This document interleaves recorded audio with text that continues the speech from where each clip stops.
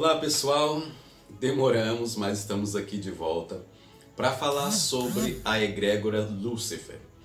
Hoje o tema, como sugerido, é a egrégora Lúcifer Gênesis. Algumas pessoas nos perguntam em que nós baseamos a nossa Gênesis. Então isso é muito importante, muito informativo, é um teor de suma importância para certas pessoas. Então, quando eu falo de luciferianismo e as pessoas querem se remeter, né, à Bíblia judaico-cristã para explicar Lúcifer, gente, não há condição, tá? Não há nenhuma possibilidade. Uma, porque Lúcifer nem está na Bíblia, como eu já expliquei para vocês, é um adjetivo. Então, Lúcifer como ser estrondoso que as pessoas falam hoje, nem está na Bíblia, tá? Então, não tem como basear a existência de Lúcifer através da Bíblia judaico-cristã. É totalmente impossível, não há nenhuma ligação, não há nenhuma ramificação para isso, tá? Então, quando eu falo de Lúcifer, hoje mesmo veio um primo meu aqui em casa e ele viu a palavra Lúcifer, que eu tenho a palavra Lúcifer bem aqui na entrada aqui, da porta aqui, tem a palavra Lúcifer. Então ele olhou e falou assim: nossa, Lúcifer é o capeta? Né? Quando as pessoas olham para o nome de Lúcifer, nossa, Lúcifer é o capeta, gente, me bate um desânimo, né? Porque assim, a gente vê que a pessoa não é bem informada e a gente vê que é uma pessoa, digamos assim, que não buscou conhecimento, né? Então, e uma boa parte das pessoas acreditam que Lúcifer é o capeta, que Lúcifer é Satanás, que Lúcifer é o anjo caído e tudo mais. Então nós vamos gravar uma série de vídeos aqui e eu ia gravar só um, mas o assunto, gente, o assunto é muito longo, é muitas coisas para serem ditas em um vídeo só, não há condições de falar sobre tudo que eu desejo falar. Então nós vamos gravar uma série de vídeos, 1, 2, 3, não sei até quando, tá? Mas nós vamos falar sobre Lúcifer de uma forma com que as pessoas nos entendam, porque tem muita gente que está me perguntando e pedindo para mim, perguntando se eu tenho um vídeo que explica sobre a nossa Gênesis, se a gente tem uma forma de explicar de onde as coisas surgiram, porque as pessoas querem saber da origem do nosso luciferianismo e tudo mais. Então, eu vou aqui começar a citar Gênesis capítulo 1, né? Da Bíblia judaico-cristã, que dizem que Moisés escreveu, que diz assim: no princípio criou Deus os céus e a terra. E a terra era sem forma e vazia, e havia trevas sobre a face do abismo, e o Espírito de Deus pairava, né, ou se movia sobre a face das águas. O que eu quero dizer com isso? Porque quando as pessoas falam para nós que se você não parar com essas ideias você vai para o inferno e isso é coisa do capeta e tudo mais, né? A gente quer explicar com esse vídeo por que essas palavras para nós não têm poder. Por quê? Tudo que está na Bíblia, gente, judaico-cristã, é simplesmente uma cópia de histórias de outras civilizações. Então, no capítulo 1 de Gênesis, quando fala sobre a face, sobre as trevas, sobre a face do abismo, nós lembramos da Gênesis babilônica, da Enuma-Elish, né? Enuma-Elish, que fala sobre Tiamat, que é o mar primordial, tá? Então, quando eu falo, né, dessa face do abismo, né? Dessas trevas, né? Então, existe existe uma referência a Tiamat, entendeu? Porque Tiamat, na Enuma-Elish, ela é a existência total, ela é o mar, primordial, e fala-se que todos os seus filhos moravam dentro de Tiamat. E aí as pessoas ficam, nossa, mas como que é isso? Moravam dentro de Tiamat. Bom, vamos imaginar que essa terra aqui que nós vivemos é Tiamat, tá? Então, essa terra é Tiamat. É um exemplo que estou dando para vocês. E nós vivemos aqui, né? Então, os deuses primordiais viviam em Tiamat, tá? No mar primordial. Então, eu estou provando a vocês que a Bíblia é um plágio, é uma cópia, né, de história de outras civilizações, porque existe uma ligação nesse capítulo 1 de Gênesis com Tiamat, tá? É uma ligação, ó. Ela casa, tá? Ela casa, entendeu? Por quê?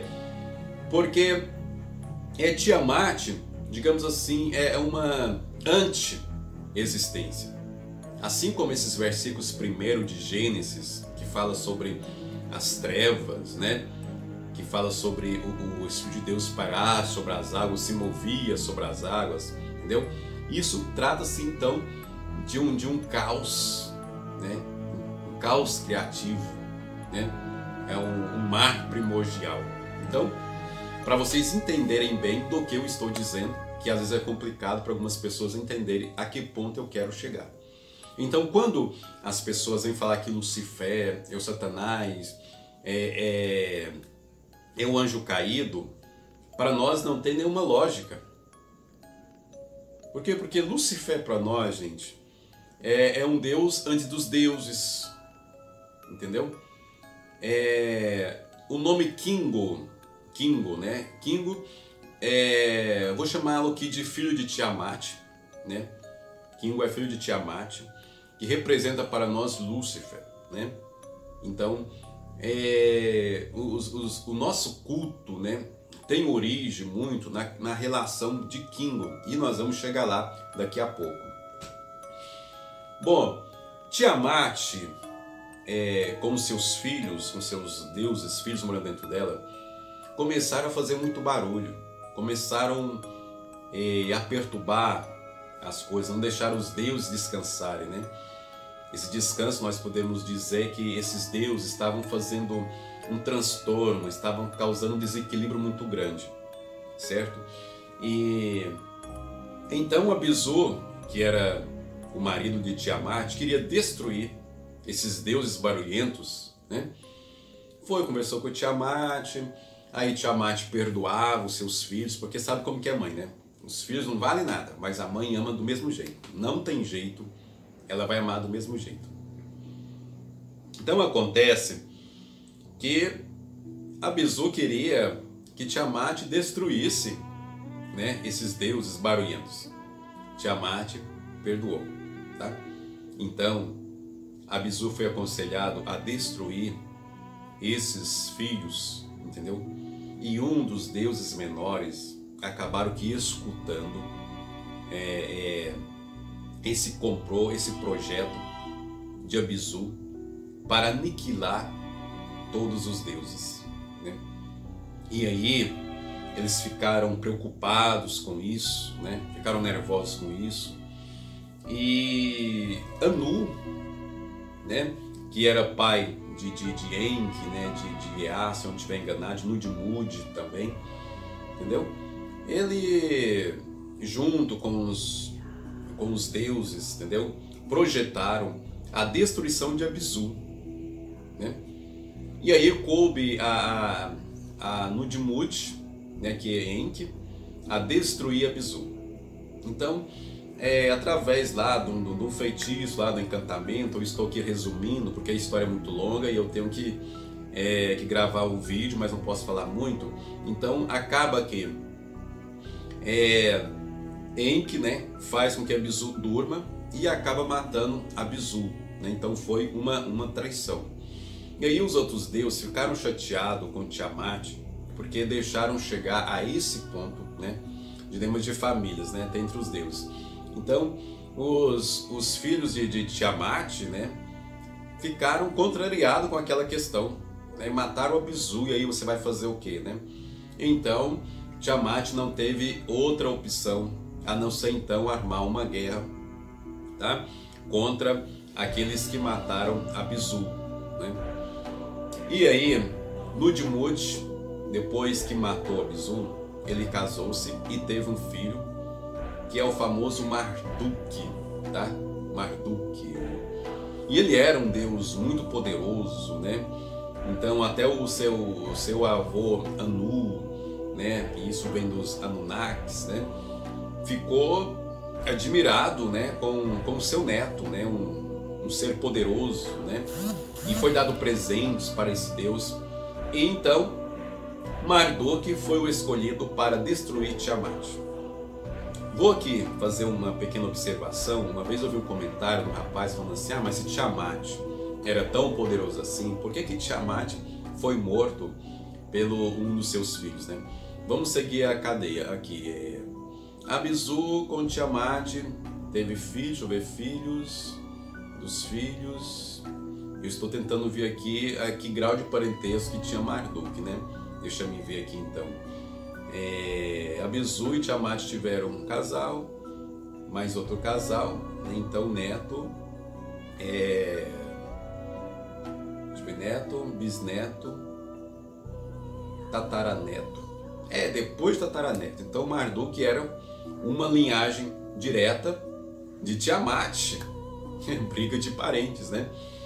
Aconteceu o que?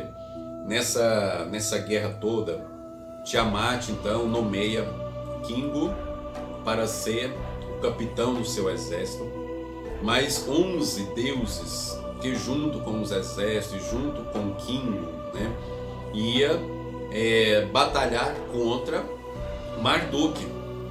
E nessa batalha toda, o que eu observo que Tiamat, ela tinha toda a chance de vencer essa guerra, de vencer essa batalha. Mas pensando humanamente aqui, nós podemos dizer que Tiamat era mãe, né? Apesar dela ter guerreado e ter batalhado fortemente, mas ela é mãe, ela tinha um coração nobre, né? Para você que é avó, bisavó, sabe como que é um coração de mãe, de uma avó, né? Então Tiamat, como ela tinha as tábuas do destino, que ela acabou dando para Kingu, ela sabia que nessa batalha, com toda certeza ela ia perder entre aspas, entendeu? Mas nós vamos chegar lá. Para poder explicar para essa pessoa que falou que Tiamat, por ser uma deusa tão poderosa, é morta, né, por um deus inferior, né, um dos seus bisnetos, tataranetos, entendeu? Então acontece que, vou resumir aqui a história, Marduk consegue vencer Tiamat, tá? Então ele rasga Tiamat. Com o corpo de Tiamat, né, ele cria então os céus, a terra, né? Essa existência que nós temos hoje, né? A terra, o céu, as estrelas. Então do corpo de Tiamat, Marduk cria tudo isso, as estações do ano, né, os dias, os meses, cria tudo, tá? A partir do corpo de Tiamat. Então a gente vê que Tiamat é imortal, ela não morre. Tiamat é imortal, entendeu? Esse mar primordial não pode morrer, né? Então quando eu falo de Tiamat, eu falo de céu, de estrelas, eu falo de natureza, eu falo da vida, eu falo da nossa existência aqui, né? Da nossa existência depois. Tudo isso é Tiamat. Tudo isso é um mar primordial que se subdividiu. Então Tiamat continua ainda sendo a existência, né? Essa total existência. Então Marduk foi louvado, né? Tanto é que os babilônicos adoravam Marduk e gostavam de contar todos os seus feitos, né? As suas histórias, né? Ele era o cara, né? Marduk era o cara, né? E chegou então um tempo que ele decidiu criar um escravo. Então ele pega o sangue, né, de Kingo, que para nós representa Lúcifer, e faz a raça humana. Tá bom? Ele cria então o homem a partir do sangue de Kingo. Quando eu falo que Lúcifer vive em nós, entendeu? Que Lúcifer está em mim, que Lúcifer está em você, tá? Sem ofensa, talvez você é seguidor de Javé, mas estou dizendo isso para os luciferianos que acreditam que o sangue de Kingo, que o sangue de Lúcifer está em nossas veias. Então, nós somos os agentes da liberdade, nós somos os agentes da resistência, da rebelião, né? E isso a gente lembra o quê? De Quimbanda. A gente lembra de um culto totalmente contra ao culto a Marduk. Que Marduk para nós representa Javé nesse conto e Kingo representa Lúcifer, que também não morreu, né? A centelha, a vida de Kingo, ela mora dentro de nós, a centelha divina. E isso também, nós vamos aqui voltar para a Bíblia, né, judaico-cristã, que nós vemos ali quando, olha só, né, Deus ali, né, Javé, faz um homem do barro e ele sopra, né? Então isso também lembra desse conto aí também, da qual o sangue de Kingo, né, aquele barro ali, aquela lama com o sangue de Kingo cria o ser humano. Então está ali então Javé fazendo a mesma coisa. Então ele sopra no homem, dá o fôlego de vida, tá? Então quando ele dá esse sopro, né, biblicamente dizendo, da forma da judaica cristã, ele compartilha da sua essência, entendeu? Com o ser humano. E é por isso que tem a frase, vós sois deuses, né? Então quando a gente fala da questão que nós somos deuses, as pessoas acham nossa, é um horror, né? Mas se você for comparar e você for ler a Bíblia judaico-cristã, vocês vão ver que existe então a mesma essência. Se você recebeu o sopro de Javé, né, você também é um Deus, você é partícula desse Deus, tá? Então o que acontece? É criado então o ser humano, tá? O sangue de Kingo se mistura conosco, e é por isso que o ser humano ele é rebelde por natureza. Até mesmo vocês aí que são evangélicos, né? Vocês têm vontade de fazer coisas proibidas que não podem, acabam fazendo escondidos. Por quê? Porque o sangue de Kingo está em nós, entendeu? E então quando eu falo assim, olha, vocês não podem pecar, né? É uma contradição muito grande, porque o nosso sangue é o sangue rebelde, entendeu? É o sangue da resistência. Automaticamente a escravidão ela vai mexer um pouco conosco. A escravidão ela não vai durar muito tempo. Sempre vai ter alguém que vai querer a libertação da escravidão. Então nós somos filhos da rebelião. Tá bom? Nós somos filhos da rebelião. Então Kingo para nós representa Lúcifer. Então em Babilônia tinha então os contos, né, de Marduk, das suas façanhas e tudo mais. Então esse culto a Marduk, né, que aí o povo de Israel ainda teve, né, igual foi em vídeo passado, aí teve contato com esse povo babilônico, né, e ouviu então os contos de Marduk, né. Aí tem ali aquelas histórias lá de pessoas com nome babilônicos e tudo mais. Não sei se vocês lembram dessa história que eu contei para vocês, mas em suma, então em Babilônia tinha esse culto a Marduk, mas sempre vão ter aquele grupo, né, da resistência, né? E esse grupo ficou com Kingo e ficou com Tiamat e com os 11 deuses, né? E acontece que então existia um subculto, né, em Babilônia, que é o culto às escondidas, né, que era resistências. Então nos lembra então até hoje de nós, tá? Temos o culto oficial a Marduk, a Javé, mas nós continuamos a cultuar a Kingo, a Lúcifer, o Deus da libertação, né? Então, quando nós falamos que a Bíblia para nós, judaico-cristã, não nos define, Porque nós acreditamos em contos mais antigos, mais velhos, do que a Bíblia possui em seus livros. Então, se eu falar aqui, porque Lúcifer é o diabo, Lúcifer é o Satanás, Lúcifer é isso, Lúcifer é aquilo, entendeu? Para nós não tem sentido nenhum, porque não tem nada a ver uma coisa com a outra, né? Então, o que acontece? Nós acreditamos nesses deuses, né, que nós temos, que as pessoas chamam de demônios, né? Mas esses deuses antigos, né, que foram adorados, que foram cultuados muito antes, né? Inclusive até de Javé, né? Então nós temos cultos aí muito mais antigos, né? Cultos pagãos muito mais excelentes, com grandes deuses, bem antes desse culto a Javé, tá bom? Então essa é a nossa crença nesse conto, né? Nesse conto representativo que eu acabei de contar para vocês. É o que nós nos baseamos, né? Nós nos baseamos então desses deuses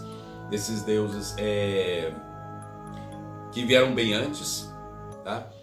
Então, para você entender o luciferianismo, você não pode olhar para a Bíblia judaico-cristã e tentar definir Lúcifer, porque Lúcifer não está inserido na Bíblia judaico-cristã. Não há base para a existência dele ali. É só um adjetivo que existe ali, tá? E essa ideia que Satã é o diabo e tudo mais, entendeu? São crenças que não fazem parte do nosso contexto, tá? Então, quando você chegar, quando você chegar para o luciferianismo, você tem que primeiro libertar sua mente das ideias preconcebidas. Você não pode chegar aqui acreditando que você vai louvar o diabo, né? O anjo caído, inimigo de Javé, de Deus. Não tem nada a ver uma coisa com a outra. Quando você vier para a quimba luciferiana, para o luciferianismo, você vai estar cultuando um Deus antigo, que não é cria de Jeová, não é cria de Javé, tá? É um Deus antigo que vem muito antes dessa construção desse Deus Javé. Então, Lucifer, gente, era adorado muito bem antes, entendeu? É um culto muito mais antigo, muito mais antigo. Por isso que a Bíblia não nos define. A Bíblia não tem validade como um livro de autoridade, de decisão espiritual e dogmática para nós. Ela não tem esse peso, entendeu? Nós não acreditamos nela, né? Bota na sua cabeça que nós luciferianos, da Quimbanda Luciferiana Príncipe Negro, nós não acreditamos na Bíblia judaico-cristã como regra de fé e prática. Então, se você mandar versículos para nós, entendeu? Falar que Jesus nos ama, entendeu? Nada a ver, nada a ver. Então, quando você vier para a Quimbanda Luciferiana Príncipe Negro, quando você vier para o luciferianismo, coloca na sua cabeça, entendeu? Que você tem que se libertar. Você tem que se libertar, tá? Porque não adianta você chegar aqui e continuar a ser escravo de antigas ideias, tá? Então, no próximo vídeo, nós vamos falar sobre como que surgiu, quem foi a primeira pessoa que comparou o anjo caído com Lúcifer. Então, no próximo vídeo, nós vamos falar sobre a questão das traduções bíblicas e quem foi o primeiro a mencionar e fazer essa comparação de Lúcifer com o anjo caído. Bom, isso aqui foi apenas uma introdução. Eu te aguardo no próximo vídeo. Muito obrigado e até lá.